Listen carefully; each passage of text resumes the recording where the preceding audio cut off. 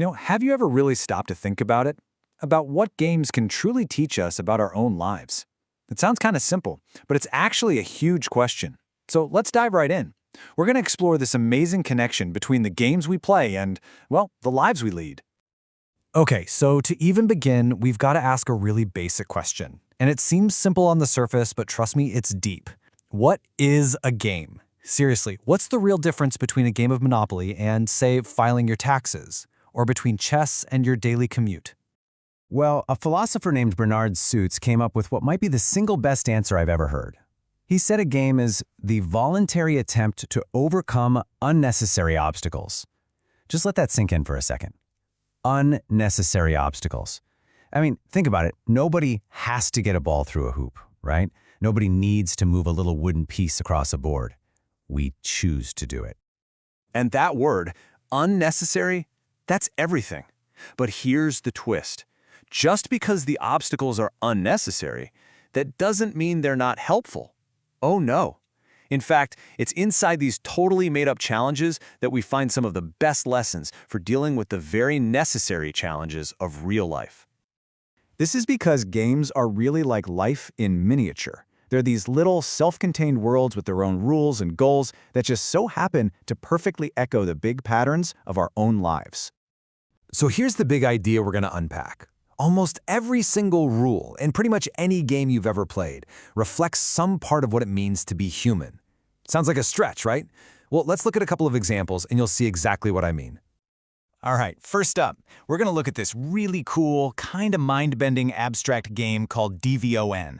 And it has this one rule, just one, that is an absolutely perfect metaphor for survival. Okay, so in DVON, you've got these special red pieces. They're called DVON pieces. And here's the main rule you got to remember. It's super simple. All your stacks, everything you own on the board, has to stay connected to at least one of these red pieces. The second one of your stacks gets cut off, isolated, poof, it's immediately taken off the board. Just gone. And right there, that's where it clicks with real life, isn't it? Just think of that red DVON piece as some essential resource. It could be money. It could be water. It could even be your community, your network of friends and family. As long as you're connected to it, you're in the game. You can keep going. But what happens if that connection is totally severed? If you run out of money completely, or you become totally isolated from everyone? Everything you've built is suddenly at risk of disappearing. It's just a brilliant, simple game rule that shows a fundamental truth about survival. Okay, that's one example. Now let's switch gears to another game. This one's called Corridor. And this one reveals a totally different and, let's be honest, probably much more familiar side of human strategy. So in Corridor, the goal is simple. Just get your pawn from your side of the board to the other side. That's it. But on every single turn, you have to make a crucial choice. You've got two options. Option one, you can move your own pawn one step closer to winning, advance your own position. Or option two, you can use your turn to put up a wall and block your opponent, making their life harder. It's this constant dilemma turn after turn. Do I focus on myself and get ahead, or do I spend my energy tearing the other guy down? Sound familiar? Yeah, it probably should. Because that whole pattern of trying to win by tripping up the other person, it's literally everywhere. You see it in the workplace, right? Office politics. You see it in relationships. And you definitely see it on the big stage, in domestic politics and international relations. Countries are always trying to get an edge, not just by being better, but by making sure their rivals are weaker. Okay, so these examples are pretty cool, right? But what they're really doing is pointing us toward one single ultimate parallel. The one thing that truly connects every game with life itself. This is the absolute core of it all. And here it is, decision making. That's it, that's the link.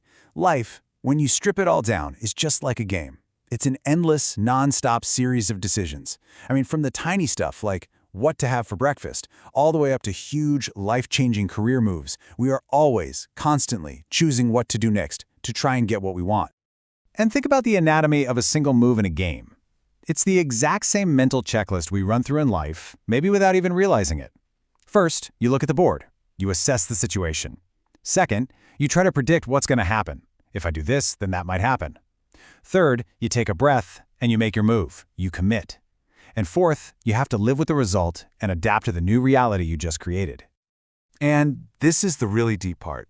Every single move we make, every decision, reshapes our own future. It literally changes the map of what's possible next. Sometimes it's a tiny change, sometimes it's a massive one. And we have to remember, we're not the only player on the board. Other people, random events, things way outside our control, they're all making their own moves too.